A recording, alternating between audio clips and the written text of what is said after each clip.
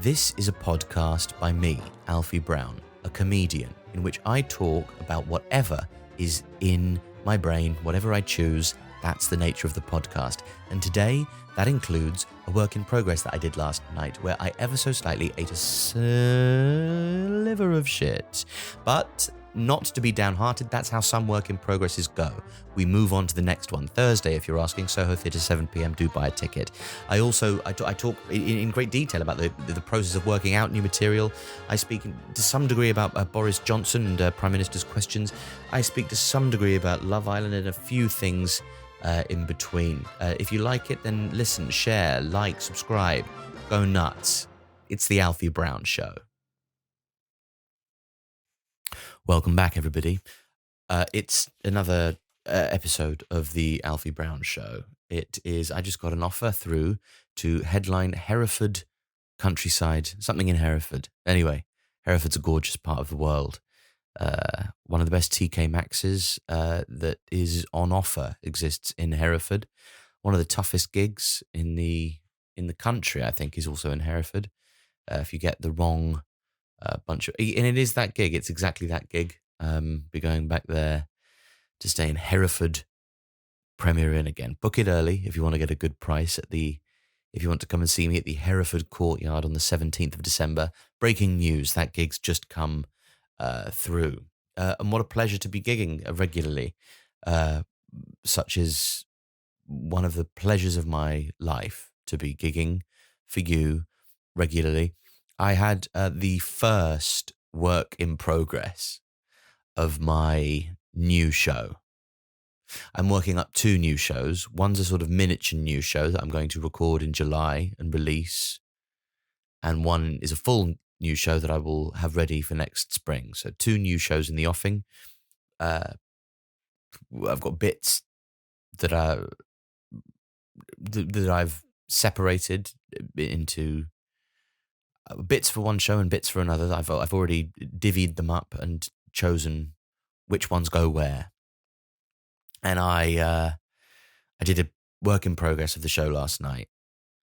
And it had just been such a long time. I mean, this sounds like a brag. I suppose it's not. Is it a brag or is it honesty and humility? Is it engaging? I really struggled last night. And also what was bizarre about it, I mean, it's quite a big room and it's also quite a proper room. And I made the mistake of, I think what ruined it is I made the mistake of coming on to Genesis by Justice. I can never remember if it's Genesis by Justice or Justice by Genesis, but I think it's Genesis by Justice. And it's this big, grand, bwah, bwah, bwah, bwah, bwah, bwah, bwah, bwah. And I thought it'd be really funny to come onto it. But I think people took it too seriously, like I really thought that much of myself that I wanted to go on to something quite so grand and thought I was worth something quite so grand as well. I don't think people take to it too well when you think of yourself as so grand, especially when you've not sold quite a large room, not very well. To be completely honest with you, this sounds like, I didn't even want to sell any tickets, but I didn't really want to sell. Work in progress shows shouldn't be easy and shouldn't be full of. The reason why comedians get bad is because they work out new material in front of people who already love them. Everybody always says, do you remember, anybody know that George Carlin bit where he goes, you ever noticed how people who are anti-abortion are people you wouldn't want to fuck in the first place? And he opens with this big routine about abortion and a woman's right to choose and everybody goes, he started with that. He opened the show with that. That's how he opened the show. Usually you'd want to warm people up into that idea, but he just fucking went out and he said it. He opened with it. And I kind of think, yeah, but he opened with it in front of people who loved him and people who were really well disposed to the idea of what it was that he was doing. It was no surprise that George Carlin came, this is a bit of a departure for George Carlin. Usually he's doing, very whimsical routines about, having about the scone routine or, the ironing board covers or whatever. And now he's anti-abortion. or pro-abortion rather, whatever it is. Yeah. What an incredible movement for George to have made in this career of his. No, he was like that the whole time. The whole time. So it's not a risk, is it? Because he was telling people what they wanted to hear. That, which is the right thing as well. I imagine you agree that pro-lifers as they're known, that's a sort of a demented thing to think, often because you've been sort of inculcated by your religion, and your religion has gotten to you and sort of poisoned your mind and permeated your morality and sort of corrupted it because you believe to be good. You just haven't thought about, morals in enough detail, I guess. It's like cut and dried, yeah. It's like you think, well, also there are too many hypocrisies in there. It's not even worth talking about. I'm just saying that George Carlin wasn't amazing that he did that, even though it was like years and years and years ago and it was in America. So it is more difficult, but it was full of people. The room was full of people that loved him and knew what he was going to do. So it's not shocking. So that's why when you do a work in progress, you want it to be a room that fits, many more people than are in it, or just a small room, an intimate room, like a humble room. Like, it needs to be difficult. The audience needs to be well lit, nervous, awkward, on edge.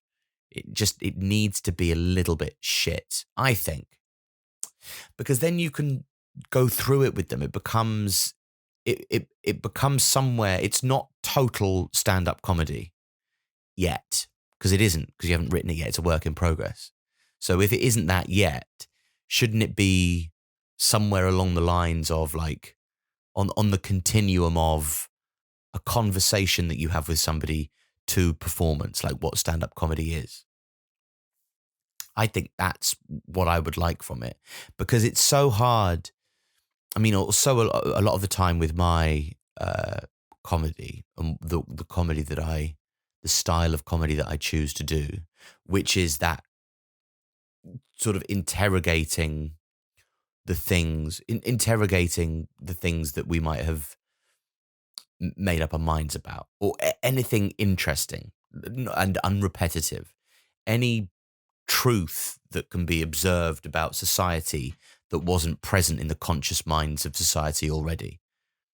Hypocrisies, logical incoherences, but learning how to talk about things that make people feel anxious, but taking the time and care. Writing the joke about the contentious issue is not the problem. Making sure that everybody knows that you're not a dickhead and that you're going about this the right way with the right intention, that you're not fucking with anybody, is you don't want to be one of those, or I don't want to be one of those comedians who's coming on stage and going, hey, the bad thing, it's actually the really good thing. Oh my God, can you believe I said that? Because you all think the bad thing is bad, don't you? I don't. I think the bad thing is actually quite good. And that makes me naughty and titillating. My transgression is sort of like, is really exciting to you. So you can be excited by the kind of bravery I said the bravery of that I had to say something that you think is unsayable. That's exciting for you. And I don't want to do that, because then you're getting laughs. You still have to write the joke, obviously. The joke has to be funny. Otherwise you just, come across like a dick. But I think that for me, it's only interesting if, rather than just being against, being against a good idea, or like by being in opposition to earnest people. And don't get me wrong, it's fun. Even when earnest people are being right about something, morally right about something, earnest people are funny. Earnest people on Twitter are funny to take the piss out of. Even if what they're saying is valid and good. Talking about mental health is so important. Yeah, but shut up, because you're being earnest. So like shut up. Like I don't know if that's like an instinct in me that sort of shines a light on a deficiency in my soul, but that is how I react whenever anybody's earnest about anything. My reaction is always to go, ugh, like, can't you? And I don't mean that I only respond to people being insincere. An earnest is sort of I would level up. It's like exaggerated honesty. So I don't mind honesty. Honesty is great. Honesty, there's loads of currency in honesty, and uh, a big and important part of how we communicate with each other. But being earnest, that's like performative honesty, isn't it? And that's funny to take the piss out of, because there's an element like virtue signaling is an overused expression, but there is a kind of element of virtue signaling or performative goodness. My friend Adam and I always call it. I think he called it, and I started to call it that because that's how it works a lot of the time, isn't it? That's language is a viral sensation and all that, and basically just a scheme that we had to say virtue signaling without saying virtue signaling because it was an overused expression that sort of gets attached to the wrong people. Like all of these things, like cancel culture or woke, they all mean something. So you can use them in a conversation, but as soon as you use them, the using of them has something that it suggests about you as a human being. Like people can pigeonhole you based on the language you use, even if you use woke, cancel culture, etc., like things like that in the right way. That's so woke. These woke, well, yeah, but even if your point is good, you sound like a dildo because nobody kind of smart uses that expression earnestly.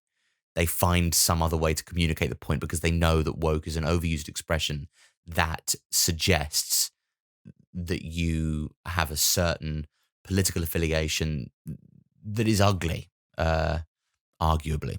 So there are ways to get around this. I forget what I was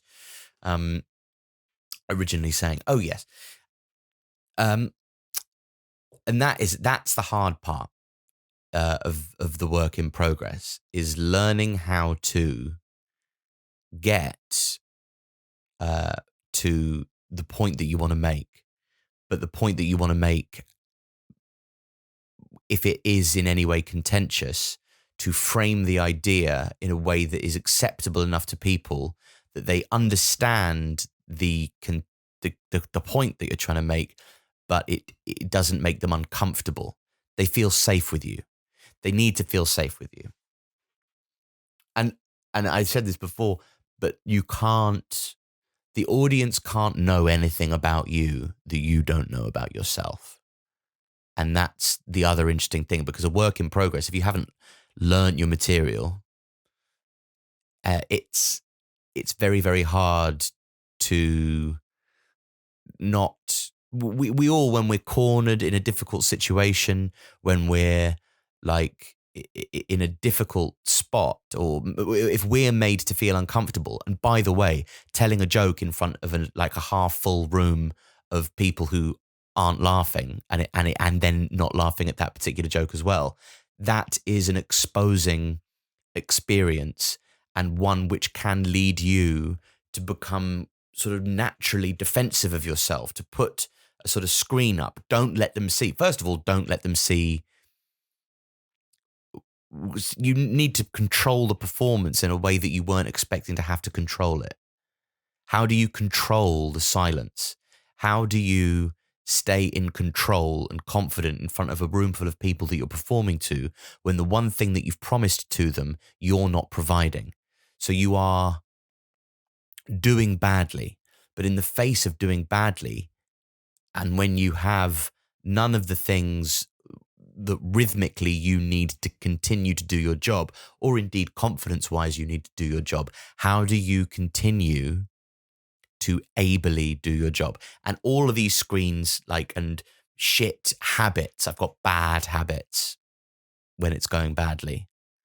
I tell the audience I'm good. Very bad habit. Very bad habit. Well, very bad habit. Because it means that you're worried that you're not. or that you're worried that they think that you're, but it shouldn't matter to you. It shouldn't matter to me, rather. Like, because I could just, if I think I'm good, which I obviously do, otherwise I wouldn't carry on doing it. Like the whole I'm good, or that was a good joke, or that deserved more, or there are kind of inventive ways to do that. That's fine. But that as something that people say is just awful. It's like, it's a trick. It's like, it's a fine, do it once in a while, whatever. But if you are getting angry with an audience, no, I think you learn more about yourself and probably more about the jokes as well if you just learn how to eat it. The reason why I started podcasting, I had a podcast called The Technicolor Yawn, slang for vomit, 7 years ago. And ironically, the reason why I started doing it was because I wanted to remove from my language. Because I didn't want, it's exposing. You have a punchline, you get to the end of the punchline. So here's my punchline. I bet the end was satisfying. And it's to cover the sound in case nobody's laughing. Other people do a thing where they start their next sentence like immediately after a punchline and then trail away. It's like, I was doing a setup and here's the punchline. Anyway, I was going to, oh, you've started laughing. I'm so embarrassed. Like, they weren't expecting you to laugh, but all good that you have. Thank you. But it's a nervous thing. And so many comedians get halfway through the sentence that follows. And sometimes it's not even a real sentence. It's just something that they've designed to start saying. And then after they get the laugh, they'll abandon that sentence and never go back to it. You'll never know how it finished because you laughed. And they were satisfied that you laughed. Anyway, I'm really, the weird thing was a lot of the material that I did last night, that I opened with, was stuff that I'd been doing in clubs in Australia, stuff that had been going really, really well, and stuff that I'd done in clubs here as well. At my gigs back, I've done that a few times, and people have it just always goes really, really well. I was really kind of confident and happy that I'd found some new sort of openers for this short special that I'm doing in July. And then last night, just nothing. And then when you get nothing for something that you know, like several times has done well, there is a sort of feeling where you go, ugh, well, I don't feel like I'm the problem.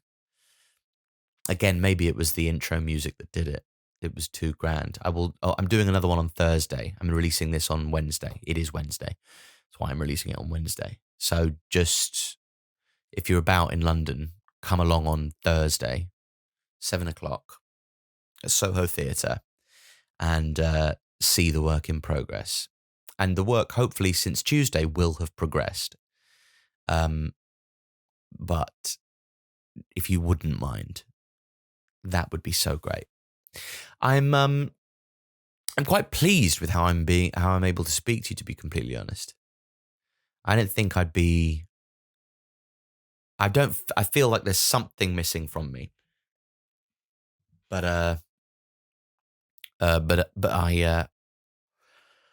I'm so tired. I woke up at 4:30 with restless leg syndrome. Have you ever had restless leg syndrome? Syndrome sounds a bit too severe a term to use for restless leg syndrome. And I couldn't get back to sleep, tossing and turning in bed, and just ended up. And you get so frustrated that after a while, or I get so frustrated after not being able to go back to sleep, that I blame my body and my brain, like they're kind of separate from me, or I feel like my body and my brain are doing this to me, as in like they in this moment cease to be me and become something other that I can attribute blame to. But of course, they are me. So any retribution that I seek is against me. So I got really angry. And I went, fine, fuck it, fuck you. I'm going to look at my phone. And I opened my eyes like wider to let the blue light in.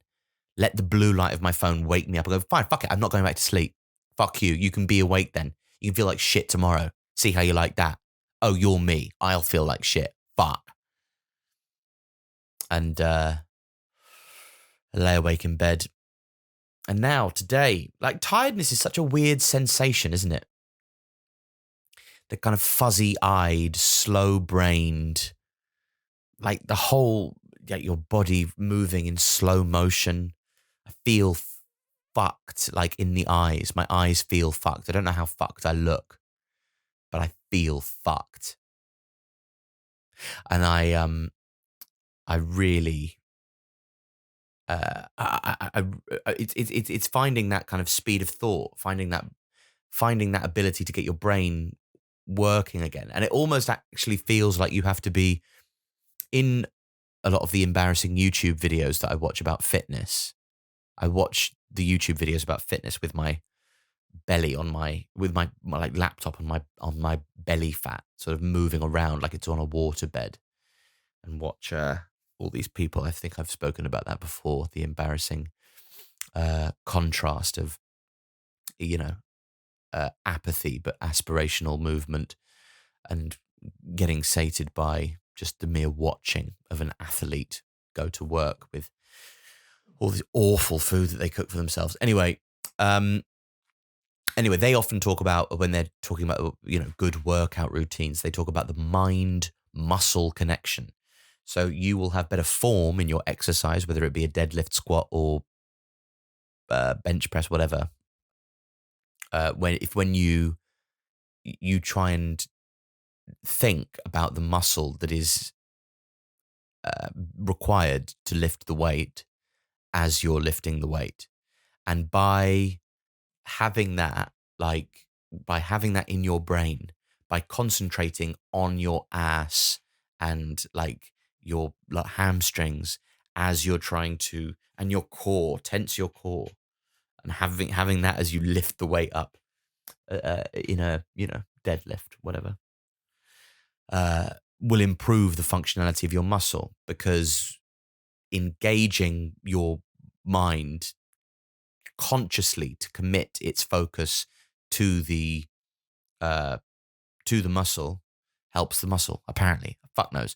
I mean, feels like it works in the gym anyway. That is what I feel like I sometimes have to do when I'm this tired. Go like, right, come on, like, let's tense. I'm tensing my brain. And now I'm tensing my brain. I'm going to get all these words out. And there we are, you see. And now, and here I am in the midst of a podcast. I don't do it too much anymore, but when I first started the podcast, I'd start the podcast and then stop the podcast a good few times before I settled on one that was long enough that it just felt like I couldn't leave. And it would be so pathetic. And there's not, like, obviously, if you were to kind of come here now and see me like from over there doing this, it looks absurd. Of course it does, because I'm alone in a room talking to a camera into a microphone. But I mean, I know it's the separation between you and me, the listener slash viewer, and who I am and where I am right now is kind of vast. But even though, like, I think the reason why I'm finding it easier now is I've sort of committed to the idea, or at least I know, I can see stats. I know people listen. So I know who you are, even if I don't know who you are, I know you exist. And communicating with you is something that I'm engaged in trying to do. So it does feel like I'm talking to somebody, even though in actual fact, there's a key light over there, there's a camera here, and there's a microphone there, and there's nobody else. There's my brother listening to me shout every now and again in the other room, in my central London studio recording space. It's very important to specify. And it's a weird feeling when you get, like, I think I've got like 10 minutes, 15 minutes in before, and I start boring myself. And it's so much more pathetic to like have Look, and I'm sorry that I'm a cliche, that I'm a man with a podcast. Boo me, fuck. Like, put me on Taskmaster then. Yeah, if you don't fucking like it, put me on Taskmaster. Yeah, the only TV show that'll still sell you tickets. And that's what we're in it for, isn't it? That's what we're in it for. We want to sell tickets, buy tickets to come and see me live. Listen to the podcast, like, subscribe, share, all that shit. We're only saying it because we want to sell some tickets. So, put me on Taskmaster. And until then, the podcast stays, whether you like it or not. There's nothing you can do about it. You could report it, but I don't even really think I swear that much. Considering how much I maybe swear on stage or how much you'd expect me to swear, I really don't think I swear very much on this podcast. On this podcast. It's barely even a podcast, is it? It's a way for me to, as I said last time, loose my mind of all of its complaints. I had a lovely. There's a guy who I now realize is a guy who communicates with me on Instagram sometimes. Finley, I assume. Finn or Finley. Hello, Finn, if you're listening. And at the end of the show, he like, I said to his girlfriend, I think I said, "Have you seen me before?" And he went, "No." Oh, he said, "Yes." Sorry, he said, "Yes, I've seen you in here before at the Soho Theatre. Seen you in Liverpool before. I think you mentioned somewhere else as well. Maybe in Edinburgh Festival, yeah." And I went, "Oh, really? Wow." And he went, "This is the worst."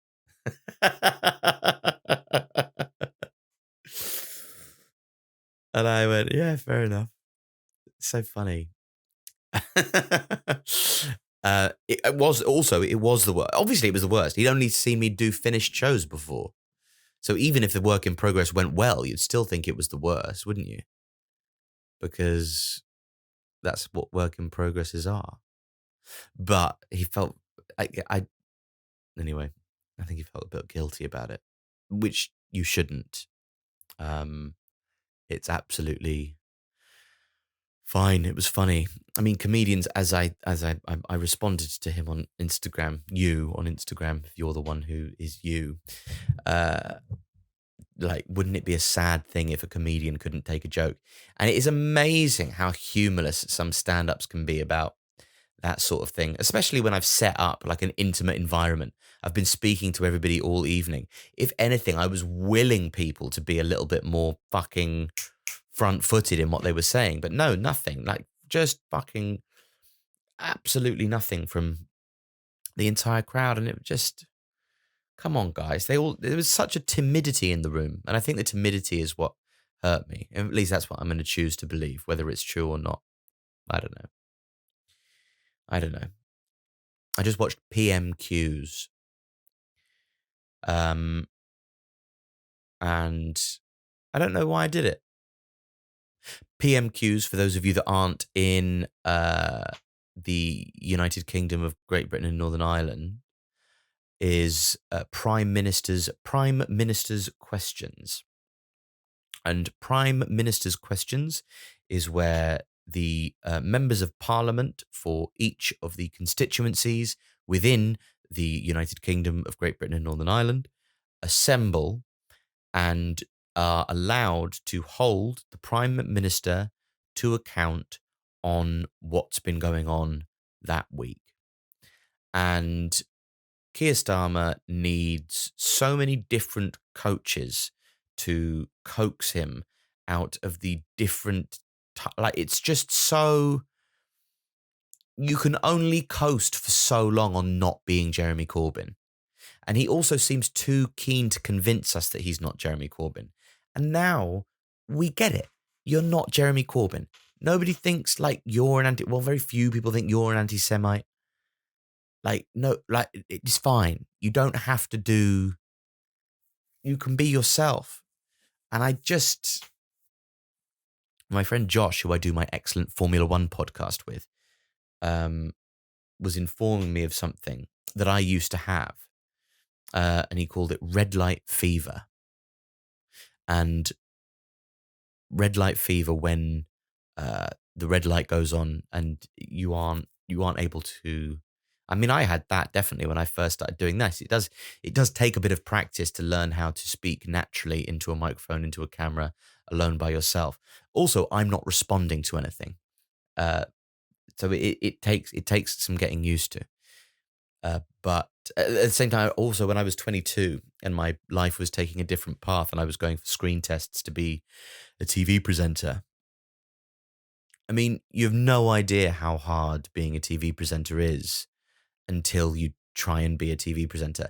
Because I think TV presenter is one of those things that everybody goes, yeah, I fucking can do that. You've got to do is talk and be natural under the most kind of extraordinary pressure you've ever known in your entire life.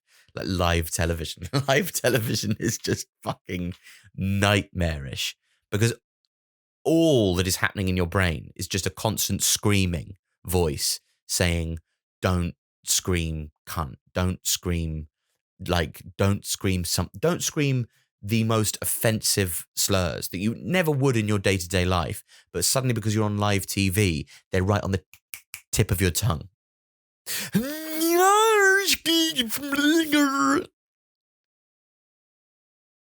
It's awful. It's so anxiety inducing. I can't even begin to tell you. But there it is.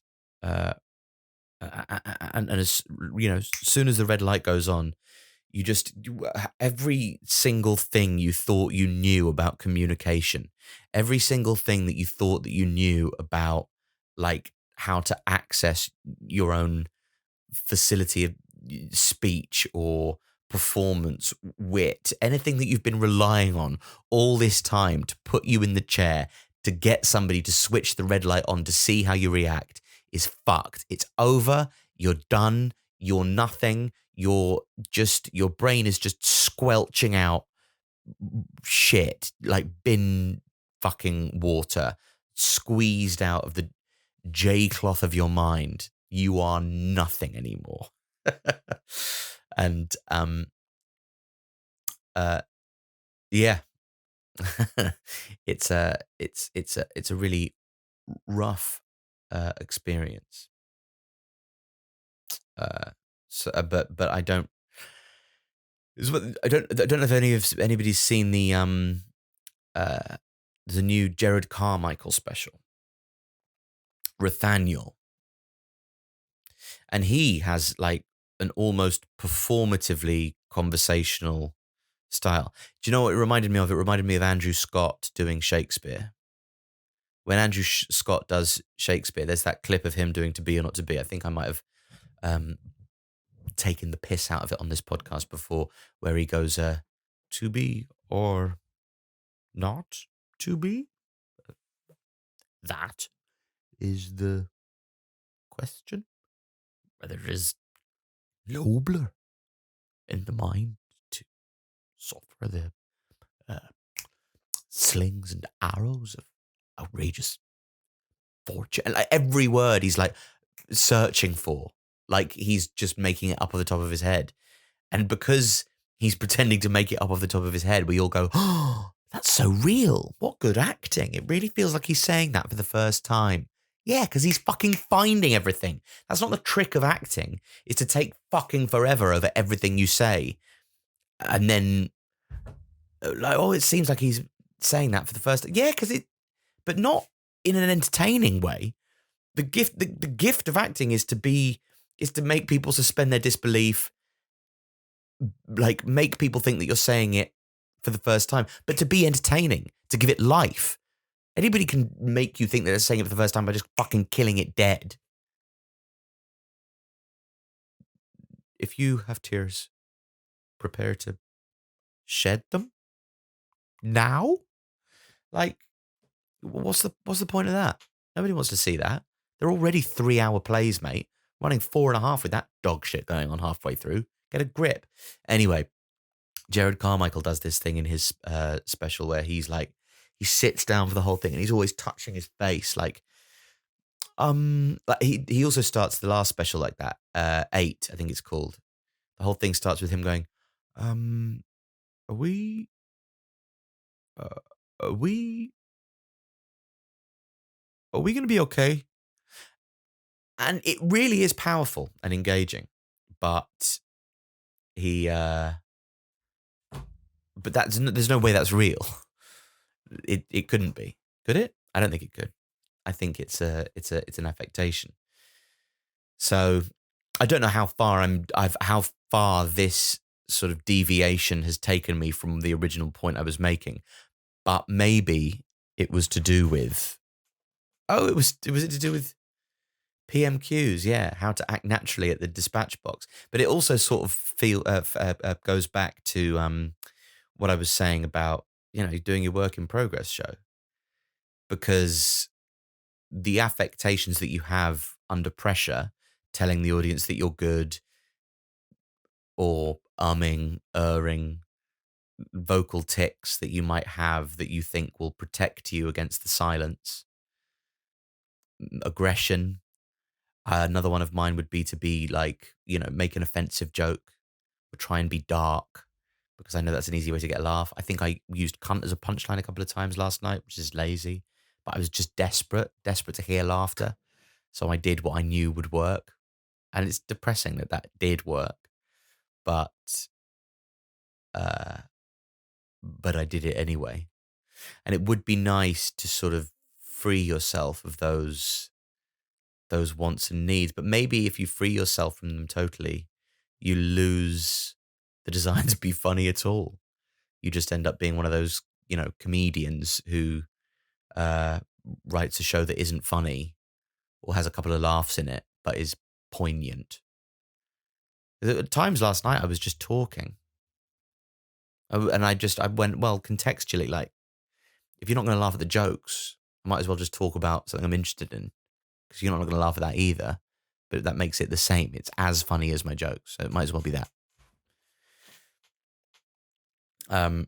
But anyway, PMQs, fuck me, I apologize. This is all over the fucking place. My God.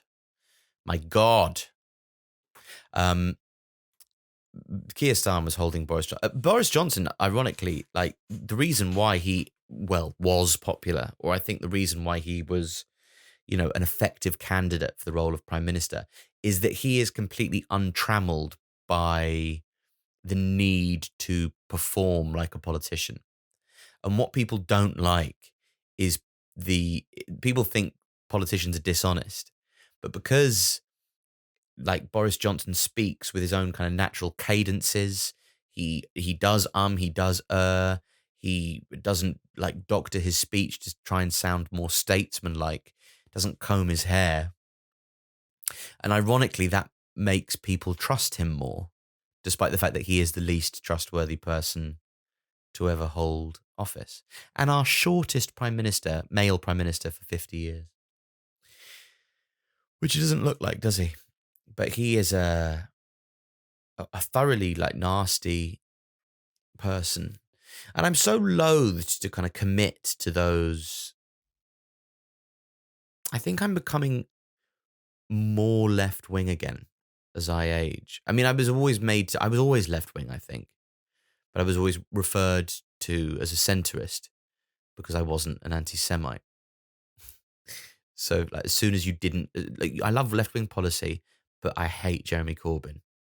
Well, you're a centrist. Well, am I? Because that doesn't feel like the most adult way to have come to that conclusion, does it? And I have always been skeptical. Like, it just feels too improbable that all Tories are fundamentally bad people or evil. And I don't feel like doesn't get you anywhere. That expression, that word rather, because it doesn't mean anything. Because if they're evil, it sort of absolves them of blame, doesn't it? If you're evil, you're inherently evil. You can't help it. It's not your fault. Like, being good isn't an innate quality, is it? Being good is something that you have to struggle towards. Like, goodness is a puzzle for you to figure out. So just calling somebody shit, maybe it helps. As I'm always saying, like, that nobody ever has their mind changed by being told they're a prick. But with Boris Johnson, it does feel like the only reasonable thing to do is to lamp him. Is to.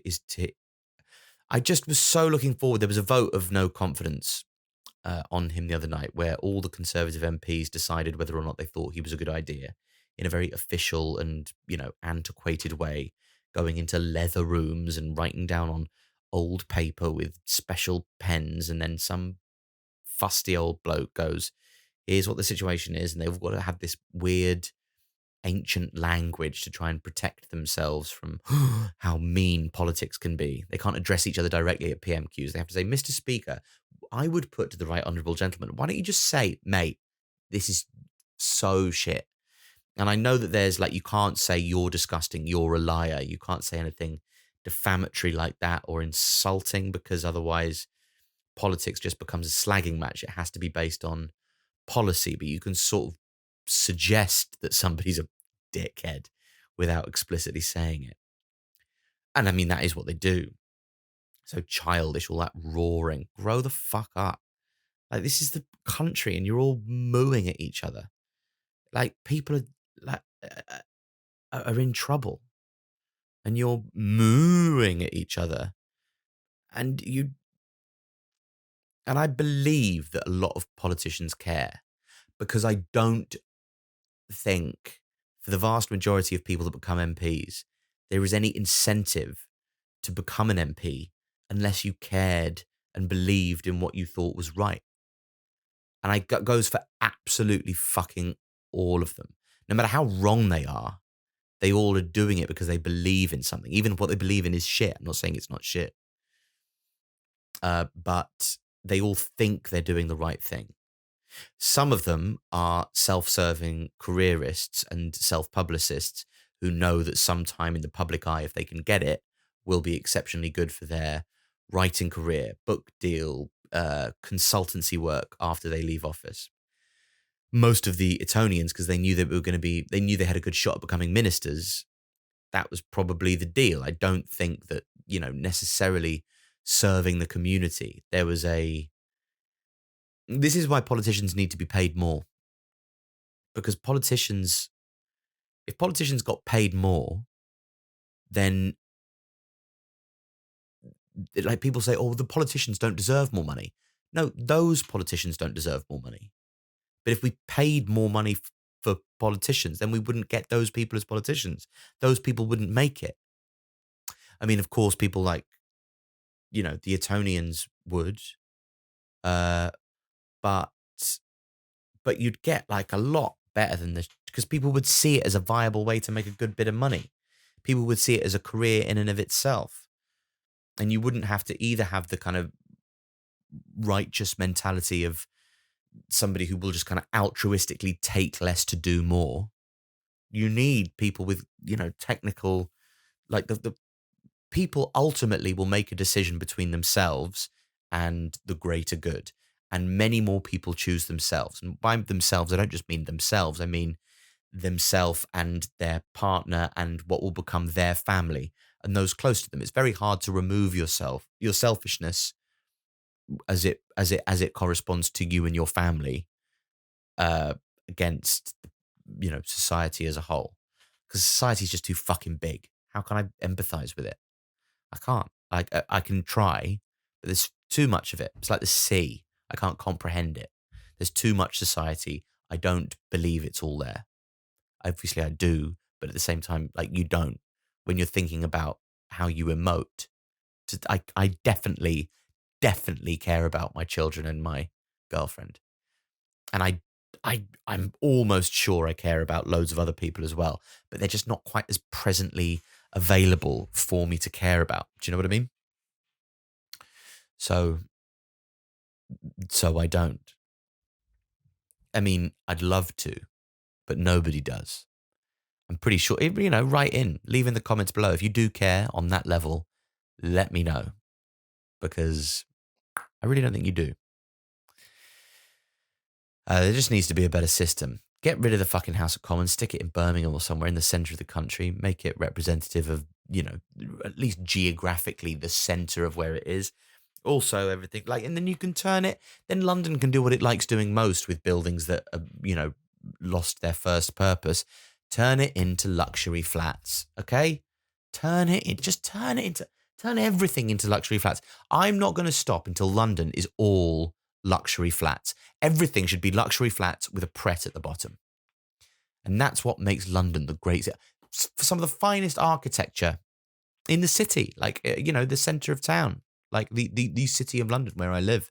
And some of the finest architecture some of the finest architecture in London, one of the finest cities for architecture in the world is here. And so much of it is an all bar one.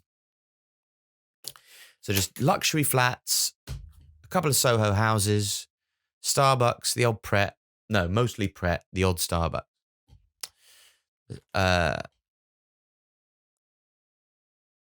That's my plan for London. And then let's all leave. Let's all leave and move to Berkhamsted or Croydon or Shanwell, and we'll commute into town and sit in a half-empty WeWork. And then we'll realise we could just do all this remotely. We can all just become digital nomads now. Do you want to become a digital nomad? Let's become digital nomads. I don't know, mate. Anybody watching Love Island? I've made the executive decision not to watch it this year. For a few reasons. One of which, it's a lot of life. It's a lot of life to commit to one thing. And I think what I like about it is the shared experience of it. Like, Love Island is fun because there's the shared experience. And I feel like as somebody who desires to comment culturally, part of me feels like I should be watching it because I feel like I should know what's going on. I used to make a point of watching the charts rundown on MTV every now and again, just so I knew what people were listening to. And then I stopped because I realized it isn't important. And I think I'm stopping watching Love Island now because I realized that it isn't important. Not that it isn't a lot of fun. And if anybody chooses to spend their time that way, and my beautiful friend Ian, who's the excellent voiceover on it, all the best. But in terms of time to commit to something, it just doesn't strike me. I don't remember anybody that well who's been on it. And I don't remember what happened. And I feel like when I watched The West Wing has set me up with feelings that I remember and want to relive, characters that I look to and empathize with and still think about to this day, sort of stories that taught me about people and moral difficulties and how to piece them out and puzzle them together, and people being wrong and people being right, and the fallibility of the human of these different humans in this story. I loved it. I absolutely loved it, and it stayed with me. For the last over 15 years, it's been in my brain, being rewatched. Mad Men as well. Characters that you can actually love, you can fall in love with, and stories that you connect to and help you with being you. That, and whilst an hour of, how many hours in Mad Men, how many hours in The West Wing? Fucking loads.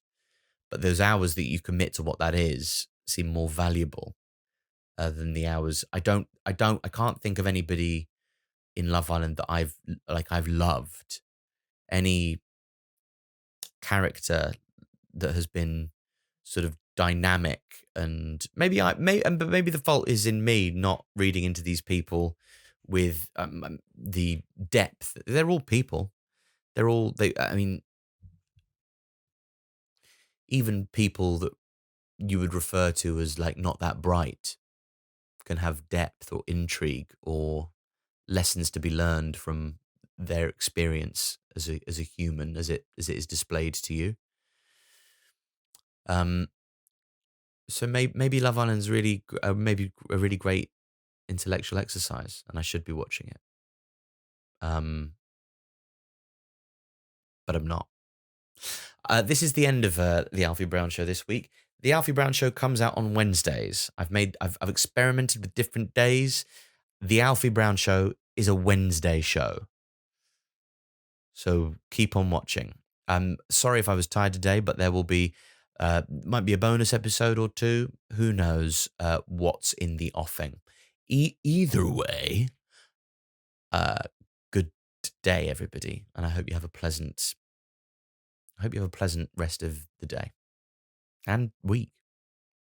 Goodbye. Sorry for the ambling finish. Bye bye.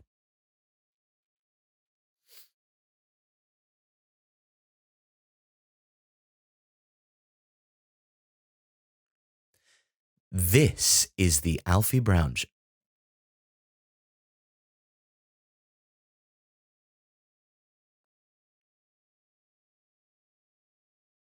This